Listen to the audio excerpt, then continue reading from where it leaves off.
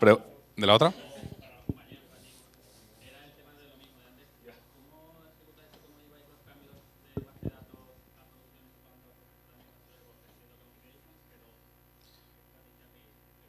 El- Generamos, o sea, con Entity Framework lo que utilizábamos, en lugar de utilizar las migration, iba a calificarlas, pero me ahorro el calificativo de ponerlas para que no quiero causar más traumas. Que tenemos un proyecto de SQL, el proyecto de SQL empezamos a compararlas y entonces cuando hacemos una modificación entre entornos pasamos ese SQL para poder lanzarlo. Otra alternativa, si el cliente lo quiere y tiene dinero, hay herramientas como Redgate que se encargan de estar comparándote las herramientas para ponerlas dentro de tu ciclo de DevOps. Entonces seguimos o bien Redgate o bien comparación SQL y comunicación. Generamos el script, comparamos nuestra base de datos de aquí con la ahí, generamos o sea, dentro de un proyecto de Visual Studio con el SQL, o sea, nada desde el propio Management Studio ni nada, todo puesto el código y después lo podamos lanzar. Pero como es algo ya más a posterior de decir cuando lo tengamos que modificar, lo quitamos del ciclo para esta subida va con esto y la parte de hablar lo comunicamos. O sea, si tuviésemos Redgate nos olvidamos de ese elemento, pero esa es una licencia de pago y es más costoso porque te está comparando base de datos automáticamente y tú puedes indicar cuando quieres que te haga los elementos. Entonces tú tienes un cambio aquí, pero a lo mejor aún no lo quieres propagar al otro sitio y te automatiza mucho. Ya tiene acuerdos con Microsoft, no sabemos cuándo lo comprará, pero bueno, esa sí que es cosecha mía. Bueno, vamos con la última charla de contenedores. Aquí Sergio y Alberto me han dejado tirados y la iban a dar ellos. Es la primera. Y entonces, pues vuelvo a hablar de contenedores y volvéis al pesadico de turno. Los contenedores, creo que de las primeras personas que habló de contenedores en España fui yo hace 4 años en Madrid. Iba a decir, y en aquel momento parecía una locura que me había dado a mí. Y hoy todo el mundo, es que no habla de contenedores, los tienen, iba a decir, parece que no esté de moda con los microservicios. ¿Vale? ¿Qué es un contenedor? ¿Habéis trabajado con contenedores? Sí, sí, bueno, Fermín sí.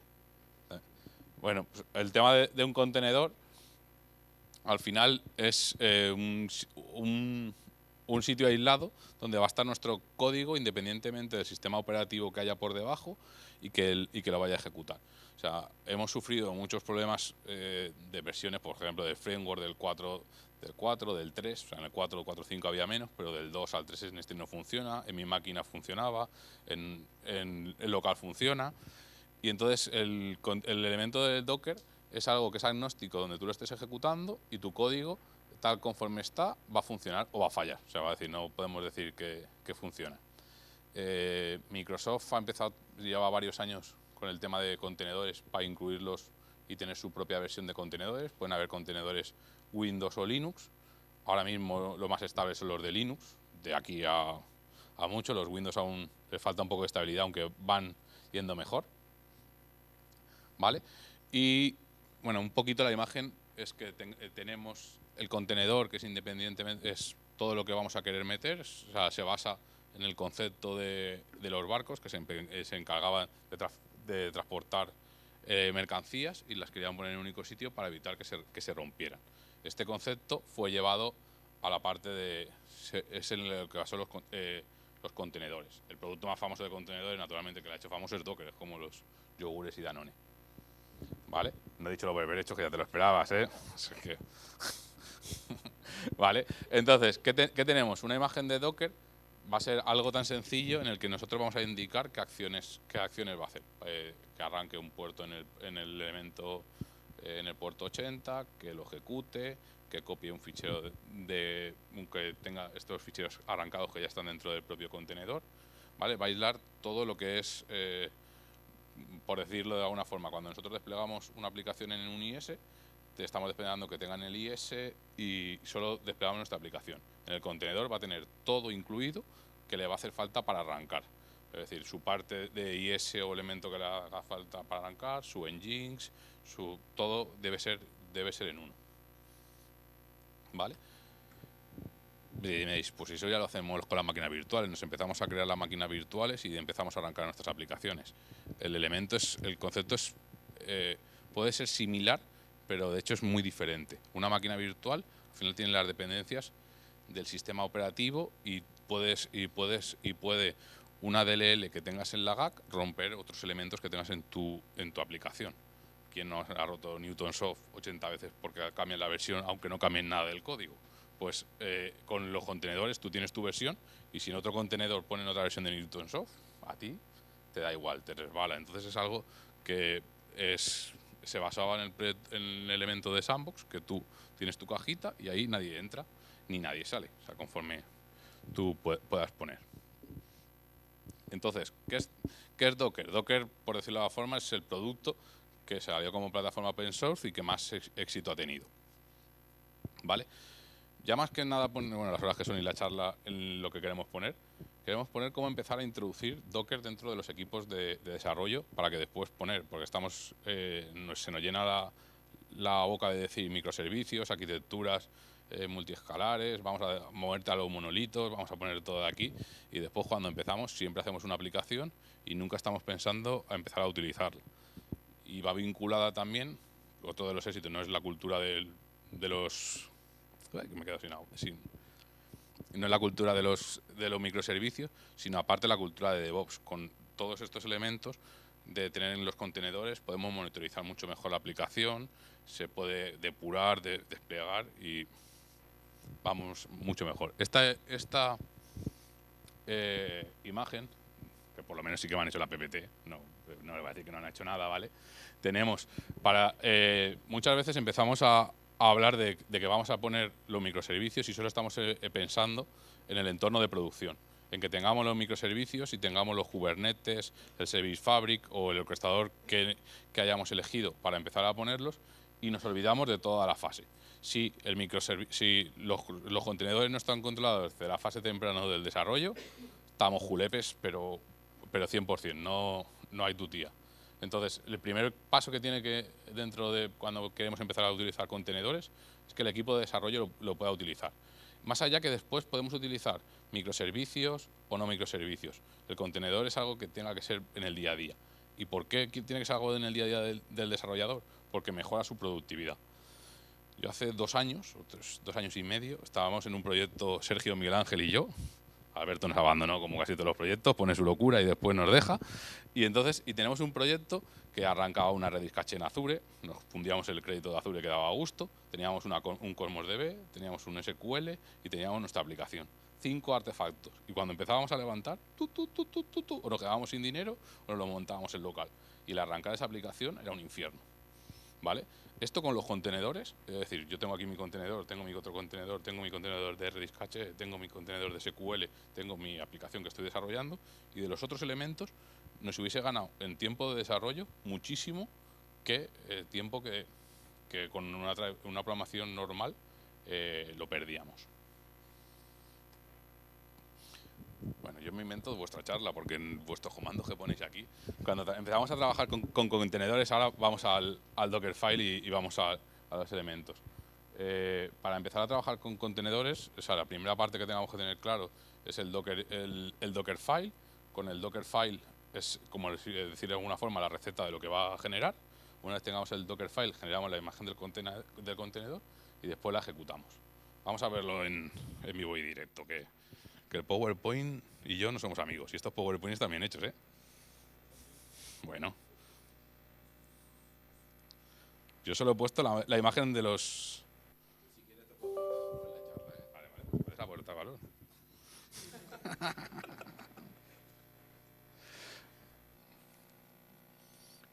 Vamos a crear un nuevo... Y de paso vemos cómo lo tienen en Visual Studio 2019. Vamos a crear una aplicación .NET Core. Espera, que me he equivocado. Encima se equivoca. He visto en el core y no he mirado que era console app.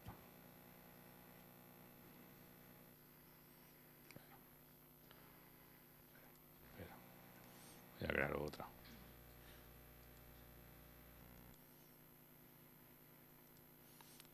Espera, que como he dicho que va rápido, tengo aquí 3 instancias de Visual Studio 2019.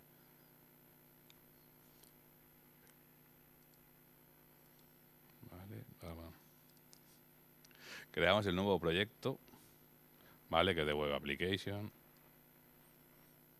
Vamos a poner Docker by Alberto. Ahí está, para que por lo menos. Al menos salga, Sí, sí. ¿Qué vamos a hacer ahora? Antes, bueno, vale, va a ser un web application. Bueno, vamos a poner, bueno, sí, un web application. Que antes había una extensión de Docker que generalmente era bastante dolor. O sea, desde Visual Studio y Docker, generalmente casi siempre se rompía. Aquí lo han puesto un poquito estable. En las últimas versiones de Visual Studio 2017, me he vuelto a equivocar, ¿no? Digo, joder, sí que estoy tontico. Sí, más tontico de lo que pensaba. ¿Vale? ¿Qué es lo que tenemos aquí? Cuando añadimos, tenemos una aplicación normal, una aplicación web, el Hola Mundo. ¿Qué vamos a agregar? Vamos a agregar el soporte para contenedores. Como hemos dicho, pueden ser Linux o Windows. Vamos a elegir Linux, Windows. Bueno, los de Windows no va muy bien. O sea, dejémoslo así, no voy a decir. ¿Alguien ha utilizado contenedores de Windows? Vale. Iba a decir, no quiero. Vale, aquí, ¿qué nos ha generado? El Docker file. ¿Qué es el Docker file? La receta de lo que va a hacer. Por un lado, dentro del Docker Hub hay una serie de imágenes en las que nosotros ya podemos empezar a utilizar imágenes. Bueno, imágenes dentro de imágenes, que repetitivo soy. Tenemos proyectos en los que ya está. El .NET Core, en este sitio, nos ha dicho la imagen de .NET Core que pesa poco, que pesará 1 giga y algo, pero está delgadita como yo, porque la grande ya no quiero saber cómo está. ¿En qué directorio vamos a trabajar y qué puertos exponemos? El 80 y el 443. Nos descargamos la imagen y ya podemos tener el runtime, lo que nos hiciera falta. Por ejemplo, cuando vamos a utilizar un IS, pues que va a tener el contenedor para que empiece a arrancar. Pues esto tiene la imagen, que son los ficheros necesarios para que empiece a arrancar. Una vez tenemos, lo que vamos a hacer es copia nuestro fichero csprog, lo restaura los paquetes de Nugget, los copia en el directorio y los compila. Una vez los ha compilado, ¿qué va a hacer? Publicar el ficherito, o sea, el zip que genera nuestra aplicación. Una vez tenemos hecho eso, lo vuelve a copiar y tiene 2 puntos de entrada, que ejecuta el .NET con la librería que nos genera, que es el Docker by Alberto. Si yo ahora aquí le doy al Docker, si mi Docker nos ha caído, yo tengo instalado.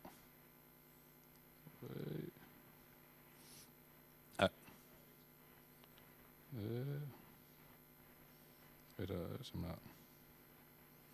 está copiando primero, compilando. No veo la ballenita, ¿eh? Espera. La ballenita está aquí. Espera. Ha arrancado y todo sin lava. Eso es la culpa de Windows, que está ahí tapado. Vale. Si la tengo ahí la ballenita, si está aquí. Ah, no, ese es OneDrive, me ha zumbado aquí. Espera, que no. Si yo, para que no se engañe. Espera, es que tenía el Docker Compose en el otro ejecutando. Si yo pongo los comandos que había puesto en el slide, aquí me va a indicar que. Docker PS, no menos PS, ¿no? PS. ¿Vale? Lo que me está indicando aquí son todos los contenedores que tengo arrancados en mi equipo. Uno de ellos, como veis, es el que se ha ejecutado hace 2 minutos que he levantado. ¿Os lo creéis? No voy a poner la lupa, que yo soy peor que Adrián. Bueno, tengo aquí el control más, a ver. Bueno, pone 2 minutos, ahí se ve más o menos bien. 2 minutos. Docker by Alberto, ha visto que no les puedo engañar. ¿Qué cosas tiene chulas? Si yo ahora pongo aquí, me voy a la página y vamos a primero a la página index. Voy a poner welcome Alberto. ¿Vale? Para que no. Yo lo guardo. Esto en teoría está en un contenedor, que hemos dicho que al contenedor no puede entrar nadie. Lo que ha montado Visual Studio, ahora cuando refresque, es que tiene un punto de endpoint en el que nosotros estamos enviándole las actualizaciones al contenedor. O sea, hemos puesto el contenedor, pero tiene una fuguita para que nosotros podamos empezar a depurar, por decirlo de alguna. Es una fuguita, iba a decir, si me decís está cerrado y acabo de modificar el código y lo veis, iba a decir, tiene los elementos. ¿Vale? En la siguiente parte, o sea, es decir, aquí tenemos el contenedor, hemos arrancado una aplicación .NET y podemos poder empezar a trabajar y a desarrollar y a depurar, igual que trabajásemos con cualquier otra aplicación que nos arrancase el IS Express. Si utilizásemos Visual Studio Code, ¿vale?, que es el hermano pequeño que es casi es más listo que el mayor, por decirlo de alguna forma, una definición, tenemos aquí otra aplicación, que esta es una aplicación Node, que vamos a crear otro ficherito Docker para tener otra parte visual. En este lo que estamos copiando es, copiamos la imagen de Node, ponemos el puerto 3000 y el 35729, supongo que eso es porque lo di de alta en Azure ese y es el que me haría falta, y después copiamos los elementos y hacemos una instalación con un npm install. ¿Vale? Esto es el código que tenemos aquí con nuestro desarrollo. Elementos que tenemos de Docker para dentro de Visual Studio Code. Tenemos aquí las imágenes. Si os dais cuenta, aquí está la imagen que me acaba de generar Docker by Alberto. Si yo quiero volver a levantar más imágenes de esta aplicación, pues con esa imagen puedo levantar N contenedores en otros puertos. Junto con las imágenes, la imagen es decir, tengo aquí mi plantilla y después tengo lo que son los contenedores, que es decir, en este barco que va a partir, que se va a ejecutar, pongo este fichero. Yo aquí tengo mi aplicación de front, que es la que había enseñado, esta es la de Docker by Alberto, y puedo empezar a trabajar.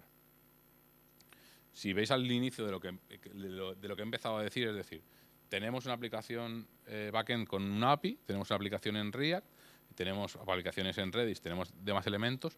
¿Cómo podemos hacer que los contenedores agilicen nuestro ciclo de desarrollo? Si me está diciendo, si aquí tengo que arrancar, tengo que parar, tengo que poner esto, me está diciendo, Adrián, estás más tonto de lo que pensaba. Pues no. ¿Cómo se soluciona esto dentro de los contenedores? Con el Docker Compose. ¿Qué es el Docker Compose? El Docker Compose es una receta súper grande. Es como cuando vas al médico y solo te ha recetado paracetamol. Y te receta paracetamol y algo más para la cabeza, para la tontuna. Y entonces dices, te tienes que tomar las 3 pastillicas de esto. Pues aquí es decir, tenemos varios elementos, que uno es la API, otro es el frontend, otros son todos los elementos que queramos poner. Y cuando nosotros demos un Docker Compose, va a compilar todas estas imágenes y no lo va a levantar. Está haciendo tonto. No se graba, es lo que ha dicho Laura. Dile a Laura. Yo, lo que diga Laura. Por eso, bueno. Entonces sigo aguantando, ¿no? Vale. Algo tendré que hacer hoy. Vale, entonces, ¿qué estamos con el Docker Compose? ¿Qué utilidad le veis al Docker Compose? Pues tener Docker Compose dependiendo de qué equipos de desarrollo. Por ejemplo, quien está desarrollando el front, ¿qué le hace falta al que desarrolla el front? Que la API donde va a tener los datos esté levantada. Pues tener un Docker Compose que él solo va a trabajar en el front y va a estar depurando el front como le digas. Y entonces, que la API está caída, yo tengo mi contenedor, que da igual lo que el desarrollador haya hecho, que lo haya roto. Yo voy a poner mi diseñito y va a quedar chulo y bonito. ¿Qué le hace falta al desarrollador de backend utilizar? Pues que el front esté levantado. Bueno, a lo mejor el front le da igual, porque a lo mejor ni lo mira, con que tenga el Swagger pero eso es otra cosa. Eso debería tener cuidado. Entonces, tener un Docker Compose que le levante todos los elementos desde su máquina. ¿Qué conseguimos con eso? Que se centre realmente en lo que quiere y, por ejemplo, ahorrar costes de Azure, o costes de lo que estés tú utilizando. Por ejemplo, yo soy abuelo cebolleta. Cuando estábamos en SharePoint, Sijo y yo compartíamos la máquina. Y cuando hacíamos el attach, pues yo me quedaba parado y él depuraba, o él se quedaba parado y yo depuraba. No podíamos estar los dos depurando al mismo tiempo. Bueno, ahora desde cada uno que ejecute su máquina de Visual Studio, esos tiempos ya no llegan a tanto, pero cuando estás utilizando una caché, como era en nuestro caso, por ejemplo, que los datos de la caché me han desaparecido. Miguel Ángel, ya es que acabo de eliminarla. ¡Cabrón! ¡Pum! Y entonces otra vez a volver mi juego de datos. O sea, hay muchos, o la base de datos, tengo mi juego de datos y a lo mejor pues aquí no ha lanzado. Espera, voy a hacer un delete que quiero la base de datos vacía y te está rompiendo elementos. Entonces tú puedes trabajar y aprovechar al máximo los recursos. Ahora continúo y pongo la de esta de aquí. Pensaba que iba a ser la charla. ¿Vale? Esta, aparte en el modo de la parte del desarrollo. Por eso es interesante utilizar Docker. Aunque después, en el elemento de cuando nosotros queramos ponerlo en producción, los contenedores, podamos utilizar un contenedor o no podamos utilizar un contenedor. Después, con Azure DevOps, una cosa buena que tenemos es hacer la integración de todo lo que hay en un único ficherito. O sea, cogemos el front en el SRC, en el 3W y la DLL que genera. Eso nos lo facilita. No estemos pensando en que esta es mi aplicación, tengo esto, lo voy a ejecutar y todo el mundo tiene que trabajar aquí, mucho más conflicto, mucho más. O sea, Docker, en un año casi todo el mundo está trabajando con contenedores dentro de los equipos, y los que no, porque, iba a decir, es la tecnología aún no está en la última tecnología. O sea, a lo mejor las aplicaciones antiguas que se puedan poner una aplicación .NET Framework 3.5, ¿la puedo poner en un contenedor? Sí, pero con un infierno. ¿Vale? Si tenéis preguntas, interrumpirme de cualquier locura que... ¿Vale? Una vez tenemos... Vuelvo a la PPT que no me gusta. Una vez me salto aquí todas estas. O sea, no, para producción también. O sea, pero o sea, sí, pero con el TFS Online tienes el despliegue. O sea, va a decir, pero piensa en el caso de, o sea, no todo vamos a hacer un Netflix y no te van a hacer falta microservicios, pero a lo mejor sí que pueden haber aplicaciones o productos en los que estés desarrollando en el que tú, por un lado, tengas el front, que sí que te hace falta escalarlo en varios elementos, o tengas determinados servicios que sí que quieras tener que subirlo. O ponte el caso de que tu aplicación a lo mejor tenga que tener un SLA alto para actualizarlo. Cuando tú vas a desplegar una web app, para la web app puedes arrancar a cuántos clientes has tirado, a cuántos has puesto, con contenedores o con orquestadores de contenedores. Toda esa parte puede ser mucho más sencilla. O sea, pero bueno, es darse el caso y darse el... Con un swap te para y te la vuelve a arrancar.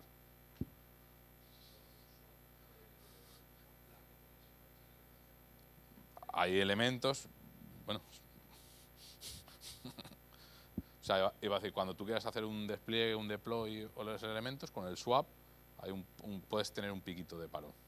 Iba a decir, aunque tengas ahí, bueno, que no es una, o sea, que si solo por el despliegue no te metas en Kubernetes ni borracho, pero puedes haber casos en los que tu aplicación tenga distintas piezas, que tengas el front, tengas servicios que te estén monitorizando, que te estén haciendo extracciones de datos, que tengan a lo mejor combinaciones con Machine Learning, con demás, y a lo mejor sí que te interesa tener toda esa pila en contenedores. O sea, ¿en qué momento te va a hacer falta contenedores?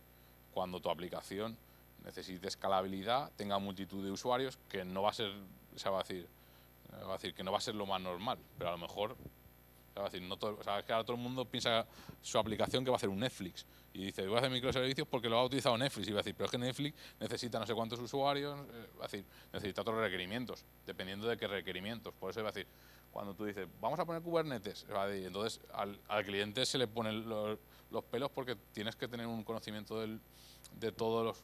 Quien dice Kubernetes dice cualquier otro orquestador de contenedores. Entonces se le ponen los pelos de punta. No tienes por qué ponerlos. Los contenedores te dan ventajas independientemente de que tú lo despliegues en un orquestador o no.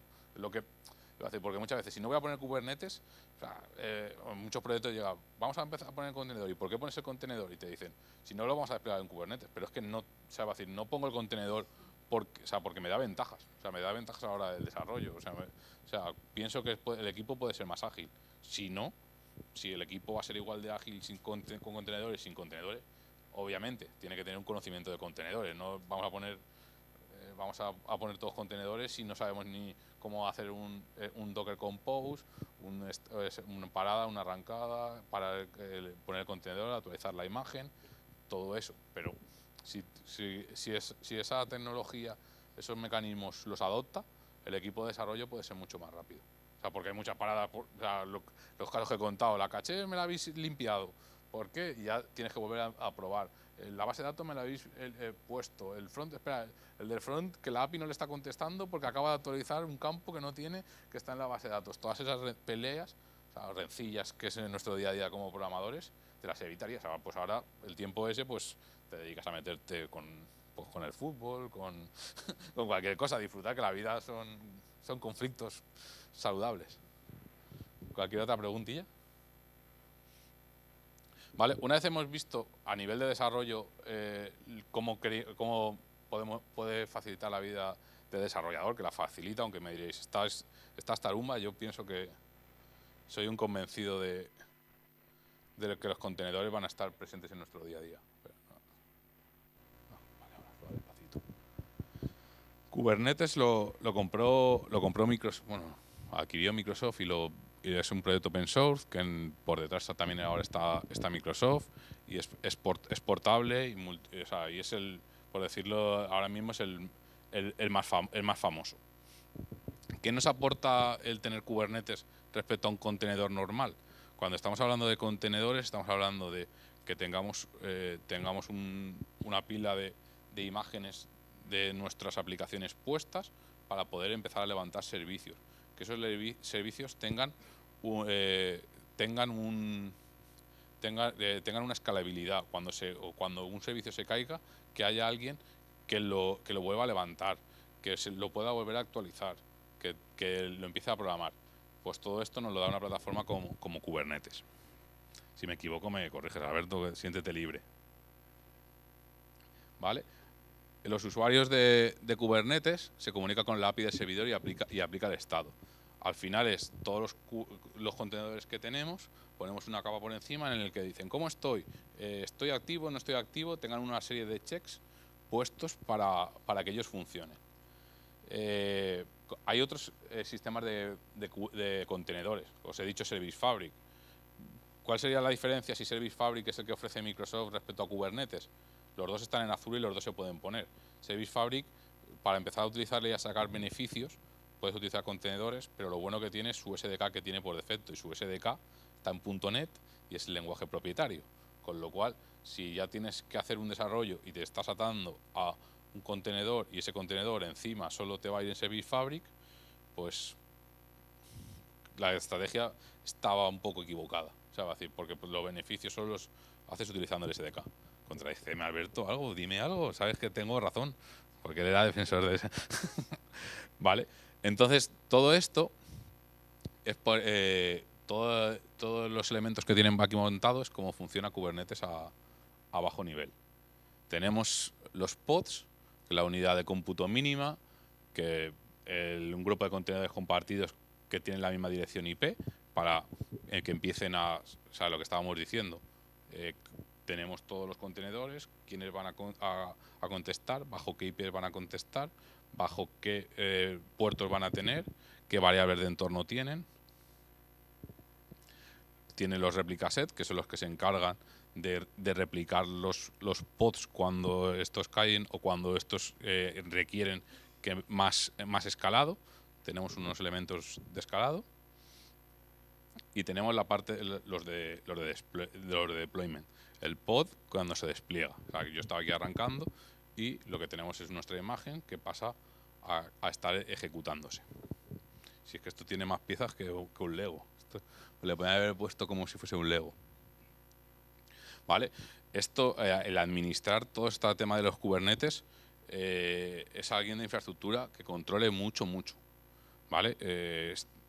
Aunque lo pongas en Azure, todos estos elementos los tienes que seguir conociendo. O sea, el AKS por detrás, o sea, puedes utilizar el servicio y empezar a ponerlo, pero si no te pones un servicio, o sea, con un Kubernetes detrás, sigues sin orquestarlos. O sea, pues pones la imagen, lo pones en una web app, pero no te aporta mucho menos valor. ¿Vale? ¿Cómo consigue todos los elementos que estén funcionando? Pues hay muchos recursos, muchos demonios que están abajo, que están monitorizando que todos los contenedores, todas las imágenes que tenemos estén ejecutando. Aquí tenemos otro artefacto más que eran los Daemon Set. Me he copiado tus diapositivas y son un coñazo. Es decir, no pones ahí un Kubernetes levantado. Después tenemos distintas tareas, porque otra de las cosas que tenemos en Kubernetes es que podamos tener tareas programadas. Cuando estamos haciendo, por ejemplo, una web app, tenemos distintas tareas que podamos ejecutar en background. Ahora en la época moderna llamamos lo que se llama serverless, que por ejemplo en Azure se representan con lo que se llaman Azure Functions, aplicaciones sin servidor, algo que se ejecuta y que se puede ejecutar cada 5 minutos, cada 10, sea, los web jobs tradicionales, pues puesto en un servicio y marcar. Aquí, ¿qué tareas podemos ejecutar? Pues, ¿qué vas a hacer? Ah, no, pensaba que si quieres interrumpir, tú eres, pues siéntete libre, y si quieres que hable de Bengrid también puedes poner esto tus elementos. Tenemos tareas y podemos decir que esto se ejecute, pues que me limpie las variables, que me ejecute un elemento, ¿vale? Aquí es el diagrama loco de lo que está marcado aquí. O sea, experiencia end-to-end para ponerlo en un ciclo completo. Arrancamos del Visual Studio, que sería nuestra primera parte, Azure DB Space, que tenemos una KS en Azure, nuestra imagen, que solo la tenemos en nuestro sitio local, también tengamos una imagen alojada en un sitio de Azure, para que desde el resto de elementos se pueda empezar a utilizar en el Azure Container Registry. Esto lo podemos vincular dentro de nuestro proceso de pipeline y después en nuestro cluster con todos los distintos artefactos para ponerlo. Esto de aquí es bastante complejo de llevar a cabo. ¿Por qué? O sea, es decir, tenemos que tener definido que este nodo, qué aplicaciones que va a devolver, la API, todo el enrutamiento, todo el trabajo de administrar un Kubernetes por debajo es muy, muy duro. O sea, va a decir, ya no para ver qué es lo que tengas, es el mantenimiento de todo lo que va a tener Kubernetes. Con AKS todo esto se disminuye, pero iba a decir, hay que tenerlo en cuenta cuando se va a poner.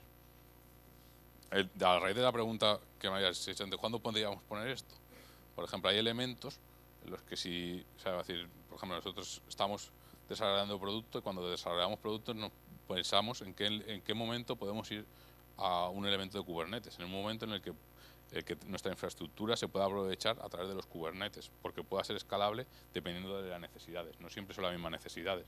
Una web app, si tú solo tienes una web app, dices, ¿cuál es mi escalado máximo? Autoescalado, que me ponga cuando tenga 70.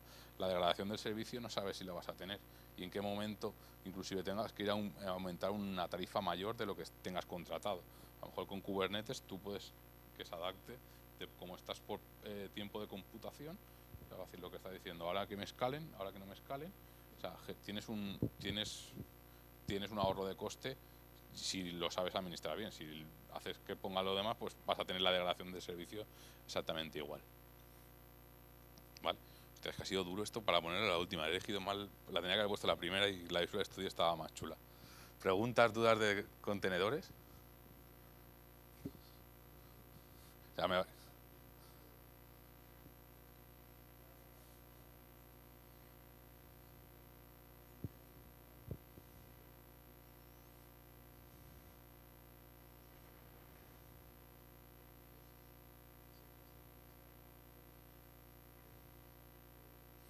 en tu infraestructura.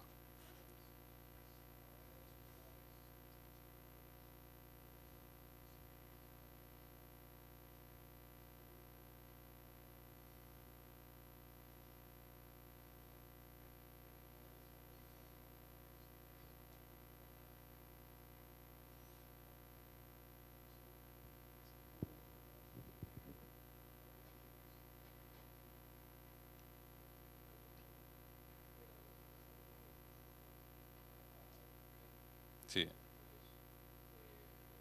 Es por necesidad, es porque, o sea, porque realmente lo requiera. O sea, hay que ver, dice, si el ahorro de coste me conviene o no me conviene, ponerlo. Es decir, no sabes el número de clientes que tengas. A lo mejor, si estás empezando un producto, a lo mejor no te interesa porque dices, no sé si me va a ir bien o me va a ir mal. Espérate, me voy a montar la NASA y después veo si me va bien o me va mal. Y dices, no, espérate, voy a ir empezando. Y a lo mejor un momento en el que llegas que la web app te se queden cortas, sí que puedes interesar.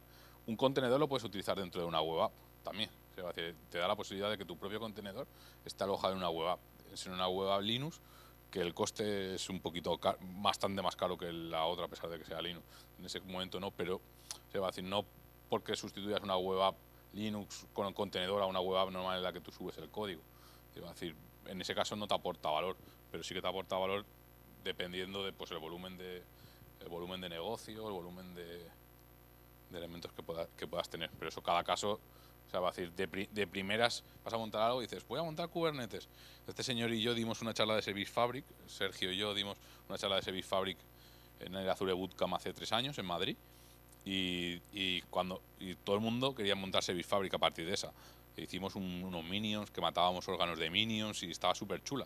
Era despido procedente esa aplicación. O sea, por el tiempo que empleamos a hacerla, nos pueden haber despedido del tiempo que empleamos a hacerla, de lo chula que estaba, pero no dejaba más que, o sea, decir, de que porque llegaba, yo mañana voy a poner, había gente de yo mañana voy a decir que la aplicación la pongamos en esto. Una cosa es que esté chula, que lo tengas, y otra cosa es que la pueda vender a un cliente, que sea un productivo, y no cualquier cliente puede tener esa infraestructura y puede tener esos elementos.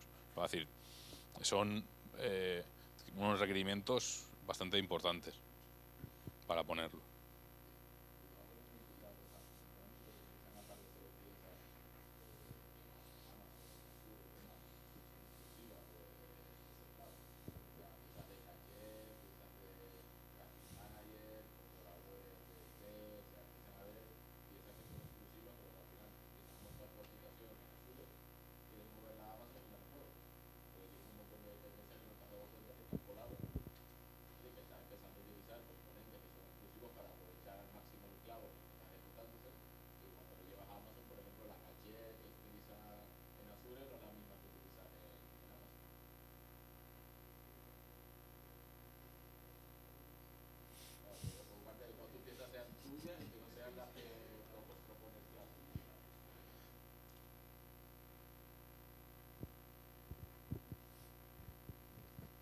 Pues me he acabado 5 minutos y todo antes, es que me ha sobrado tiempo y todo. Yo pensaba decir, bueno, si tenéis cualquier otra pregunta de cualquier otro sitio, de cualquier cosa de lo que hemos visto hoy, y si no, pues 1000 millones de gracias y gracias por venir.